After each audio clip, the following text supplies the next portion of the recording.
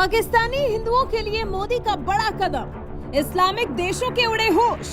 पाकिस्तानी सरकार की बोलती हुई बंद, पाकिस्तानी हिंदुओं का दिल हुआ गार्डन गार्डन। पड़ोसी मुल्क पाकिस्तान में रह रहे हिंदुओं के लिए भारत के प्रधानमंत्री नरेंद्र मोदी तारणहार बन चुके हैं। इस बार पीएम मोदी ने कुछ ऐसा किया है जिसके बाद से इस्लामिक देशों तक मोदी की वाहवाही हो रही है। मोदी के लिए तालियां बज रही हैं। धर्म से हिंदू और कर्म से मेहनती देश के प्रधानमंत्री नरेंद्र मोदी हमेशा से धार्मिक भावनाओं का सम्मान करते आए हैं। बीते 8 सालों में जिस रफ्तार से पीएम मोदी ने विश्व पटल पर हिंदुत्व को उभारा है, उसके बाद से पूरी दुनिया भारत की ओर खिंची चली आ रही है। आज की तारीख में तीर्थों की तस्वीर बदल चुकी है। विशालकाय कॉरिडोर ने तीर्थों की भव्यता में 4 चांद लगा दिए हैं। मंदिर मंदिर जीर्णोद्धार का कार्य विदेशी धरती तक पहुंच गया है। इस बीच पड़ोसी मुल्क पाकिस्तानी हिंदुओं की सालों पुरानी एक ख्वाहिश को पीएम मोदी ने अब जाकर पूरा कर दिया है। आजाद भारत के इतिहास में पीएम मोदी इकलौते ऐसे प्रधानमंत्री हैं जिनके एक फैसले से पाकिस्तान में रह रहे तमाम हिंदुओं के चेहरे पर खुशी आ गई है। जी हां, अब 10 दिनों का ट्रैवल वीजा मिल जाने से पाकिस्तानी हिंदू हरिद्वार की गंगा नदी में अस्थियों को विसर्जित कर सकेंगे। क्या है ये पूरा मामला, आइए आपको विस्तार से बताते हैं। दरअसल 22 करोड़ आबादी वाले पाकिस्तान में 2% के आसपास हिंदुओं की जनसंख्या है। यूं तो पाकिस्तान में हिंदुओं की क्या दुर्दशा है, ये किसी से छिपी नहीं है। फिलहाल तो पाकिस्तान के इन्हीं हिंदुओं के लिए मोदी सरकार ने वीजा पॉलिसी में बड़े बदलाव किए हैं, जो कि धर्म ग्रंथों में मोक्षदायिनी गंगा को अन्य नदियों की तुलना में सबसे पवित्र माना गया है। कहा जाता है कि मृत्यु के उपरांत गंगा नदी में अस्थियों को विसर्जित करने से मरने वाले की आत्मा को मोक्ष की प्राप्ति होती है। बात अगर हरिद्वार की करें तो हरि की इस नगरी में बहने वाली मां गंगा में अस्थियां विसर्जित करने से मृत आत्मा को बैकुंठ लोक की प्राप्ति होती है। इसलिए ज्यादातर पाकिस्तानी हिंदुओं की यही अंतिम ख्वाहिश रहती है कि मरने के बाद उनकी अस्थियों को पवित्र गंगा में विसर्जित किया जाए। लेकिन उनके परिवार के लोगों के लिए अस्थियां लेकर पाकिस्तान से भारत आना आसान नहीं है। ऐसे में अब नरेंद्र मोदी सरकार ने एक ऐसा कदम उठाया है जिसके जरिए वो सभी परिवार अपने लोगों की अस्थियों को लेकर उत्तराखंड के हरिद्वार आ सकेंगे और अस्थियों को धार्मिक क्रियाओं के अनुसार पवित्र गंगा में विसर्जित कर सकेंगे। पहली बार मोदी सरकार ने स्पॉन्सरशिप पॉलिसी में संशोधन किया है। दरअसल अभी तक अगर किसी पाकिस्तानी हिंदू श्रद्धालु को भारत आना होता है तो बिना प्रायोजन उसे आने की अनुमति नहीं दी जाती थी।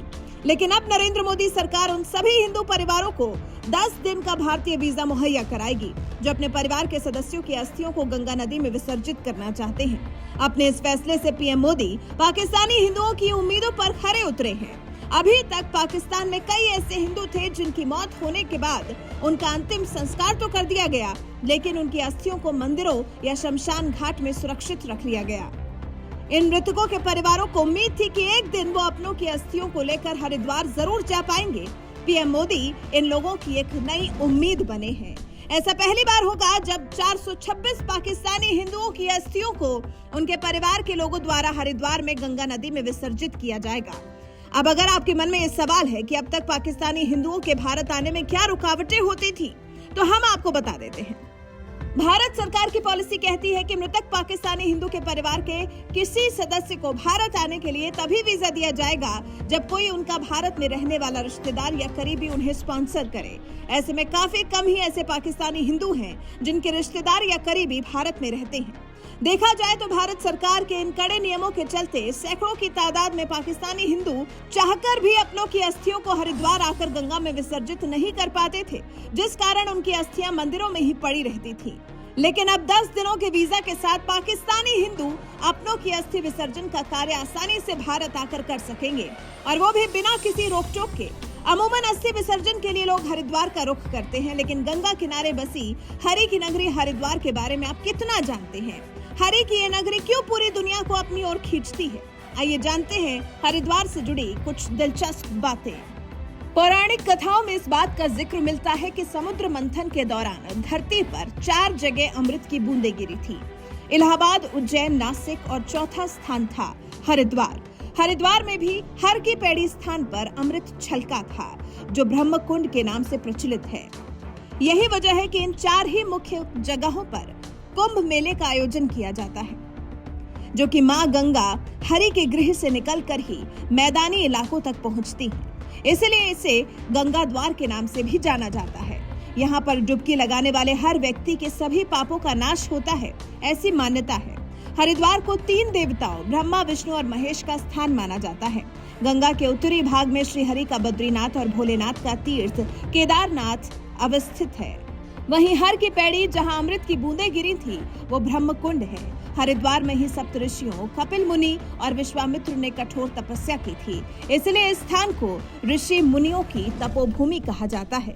प्रभु श्री राम के भाई लक्ष्मण ने हरिद्वार में जूट की बनी रस्सियों का सहारा लेकर नदी को पार किया था। उस स्थान को आज लक्ष्मण झूला कहा जाता है। आप भी जानते हैं कि ऑब्जर्वेशन साइंस का मूल आधार है। ऑब्जर्वेशन के जरिए आप साइंटिस्ट पैटर्न फॉलो करते हैं, फिर उन पैटर्न्स को एनालाइज करने के बाद किसी नतीजे पर पहुंचते हैं। इस दौरान एक साइंटिस्ट के लिए हर कदम पर डेटा जुटाना और उसे एनालाइज करना बहुत महत्वपूर्ण होता है। 21वीं सदी के आज के भारत में हमारे पास 2 चीजें बहुतायन में है। पहली डेटा और दूसरी टेक्नोलॉजी। इन दोनों में भारत के साइंस को नई बुलंदियों पर पहुंचाने की ताकत है। डेटा एनालिसिस की फील्ड तेज रफ्तार से आगे बढ़ रही है। ये इंफॉर्मेशन को इनसाइट में और एनालिसिस को एक्शनेबल नॉलेज में बदलने में मदद करती है। चाहे ट्रेडिशनल नॉलेज हो या मॉडर्न टेक्नोलॉजी, ये दोनों ही साइंटिफिक डिस्कवरी में मददगार होती है। और इसलिए हमें अपने साइंटिफिक प्रोसेसेस को और मजबूत बनाने के लिए अलग अलग टेक्निक्स के प्रति खोजी प्रवृत्ति को विकसित करना होगा।